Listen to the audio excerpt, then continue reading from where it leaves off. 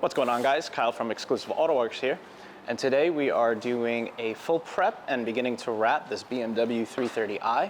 It is getting a full stealth wrap, so it's going to be a satin finish, and we're going to be finishing off with a gloss PPF wrap on the roof to match our accents here. And then over here, we're going to be doing all of our gloss trim in gloss PPF. All right, so I'm going to give you a little look at how we're prepping, and we'll go from there. So before any PPF job that we do, we are looking at what needs to be removed to get as full coverage as possible. So for this instance, because we're doing stealth, we got to go a little bit more in depth with removals here. So we're removing all of our badges.